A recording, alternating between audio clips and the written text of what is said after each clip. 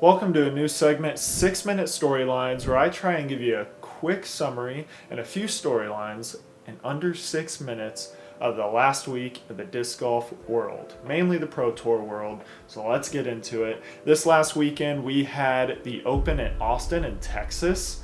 A lot different course than it was last year, a lot of different changes, probably for the good. It was a very scoreable course versus last year, I believe.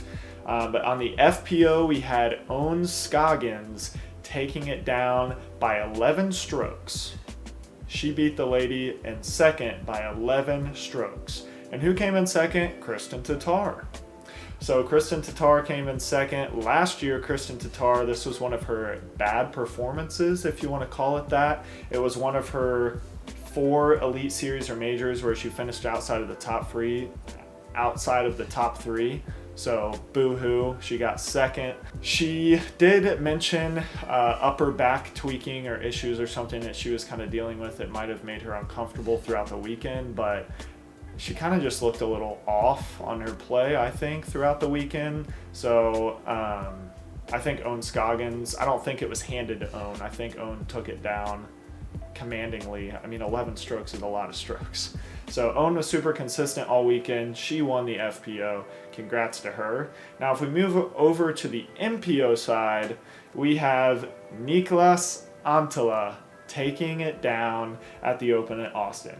His first win on tour. He's the first Finn to win on the tour, so that is awesome. And it was just a really heartfelt moment after he won. He screamed after he knew he had won, and the interview is super heartfelt. Nate Perkins interviewing him on the green after he made that putt for the win. It's just super sweet.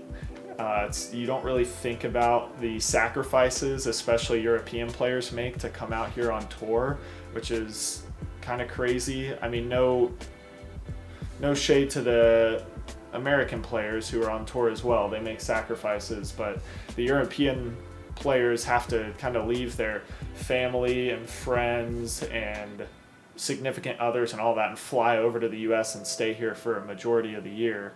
And even when they go back for a few months, they still have to keep practicing and all that. So you could see all that emotion coming out in Niklas, all the sacrifices he's had to make, and it finally paying off. Super awesome. I recommend going to watch that interview. But this was a super close tournament, down to the last few holes. We had Niklas, Kyle Klein, Anthony Barella, and Calvin Heimberg, who are all kind of in the mix coming into the last few holes. Gannon Buhr was coming into second on the day, but kind of had a slow day, so he was never really in it to win, but he was kind of close as well.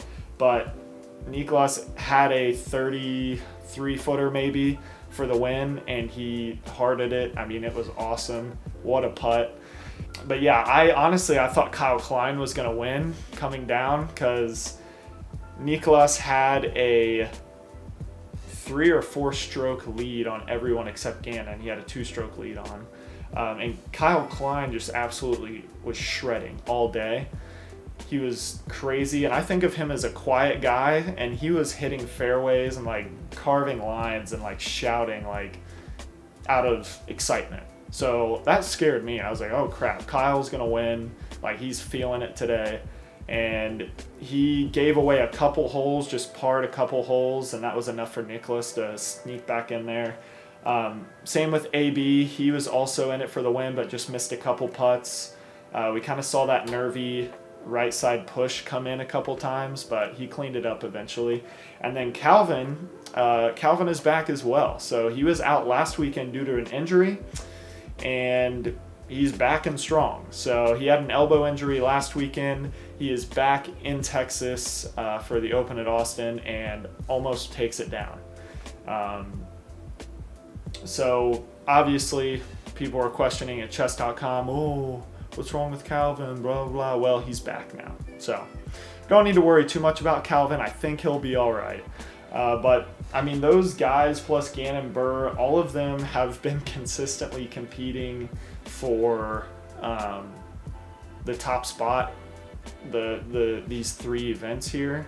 So it's going to be a super exciting year, I think. I mean, these guys are going to be consistently pushing each other, consistently coming down to the last few holes. So I am super excited.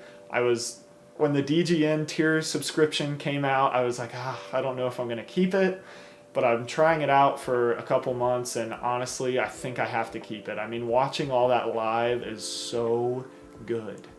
Watching them sink those putts. I mean, Gannon last weekend making that putt for the win and yelling. Niklas, same thing this weekend, making that putt for the win and yelling like that. I mean, that is just electrifying, and it is not going to be the same on Jomez. I love Jomez. I started watching the Pro Tour because of Jomez, but man, live is just better when you have close races like that.